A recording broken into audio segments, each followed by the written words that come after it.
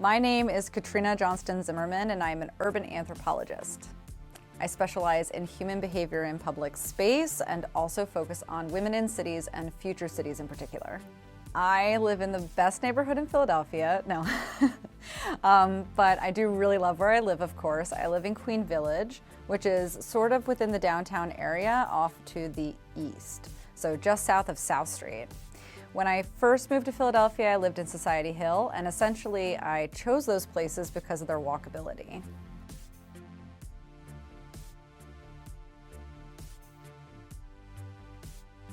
Yes, well, to start at the beginning, I guess, Philadelphia was a very planned city, obviously, because it was trying to enact an ideal upon society, one of the earliest cities in the country, planned by Billy Penn, William Penn.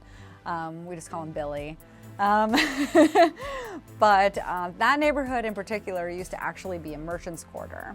And so Ed Bacon, who was in charge of planning at the time, decided to reimagine it as an upper class social status kind of enclave.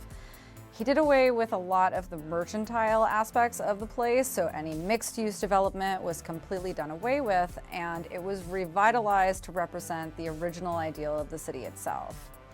Lots of shutters, a lot of brickwork, and things like that. It's really lovely to walk down, but essentially it has become the wealthiest neighborhood in the city, and because of that, that ownership of place has done things like push out buffered bike lanes, for instance, and other elements that they have become accustomed to not having in their neighborhood.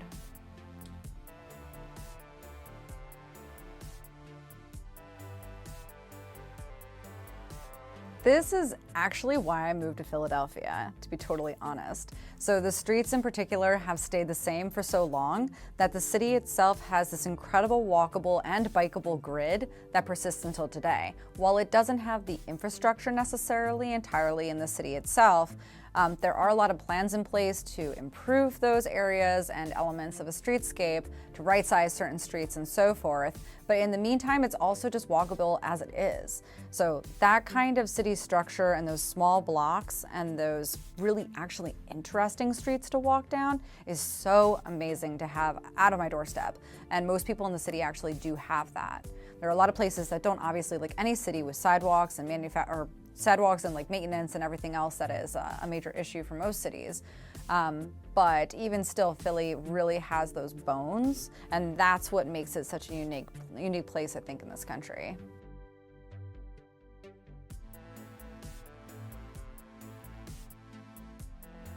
What's actually interesting about Philadelphia, to sort of answer your question, to be honest, is that it's this scrappy kind of bottom-up ownership over the streets that really makes them work.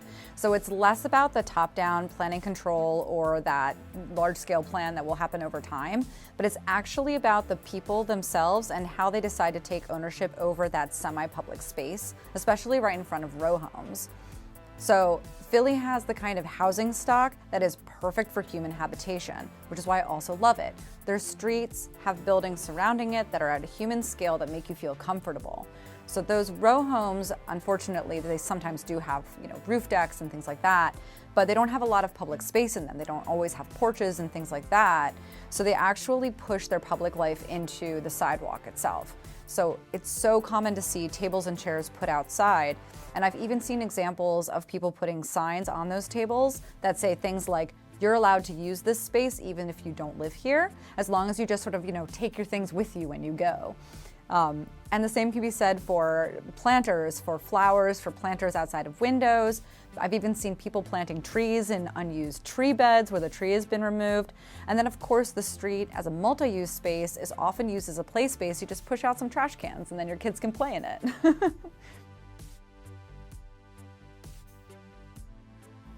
I would say it is an overlooked example of one of the best opportunities to be a great American city. And that is actually why I moved there, and that's why I work there and try and make it better for myself and my neighbors and everyone else, is that it has that potential. It has the bones, it has the grit and the gumption. It needs a little bit more of the willpower, but it can be done. And so that's actually what I think is most interesting in it being overlooked, because it has has more potential, I think, than many of the cities that receive the spotlight more often.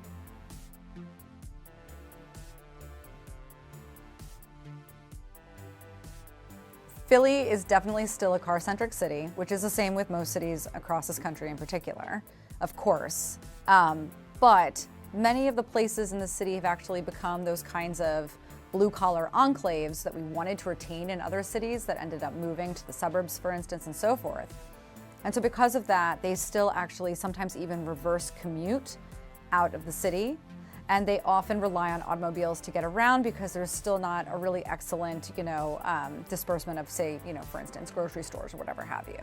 So there's still a reliance on the automobile, and I would say that is the biggest hurdle to making better streets or a better city in general, because taking any kind of parking away, Philly is famous for parking in the median and even on the sidewalk. So it's an unfortunate reality, but it's a culture change that we definitely need to focus on.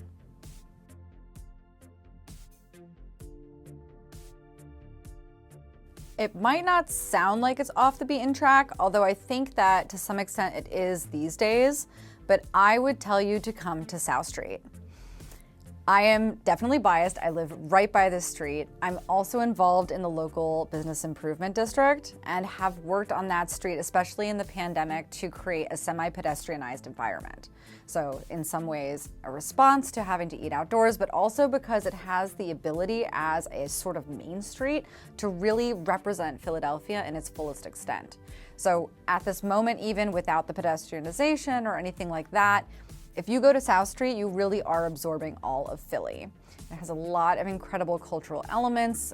The history of the street is incredible, and also just literally something for everyone. So even if you just want to get a really good cheesesteak, you can find that. But if you want to see amazing art, if you want to hear music, if you want to hang out at one of the best bars in the city, that's the place to go to.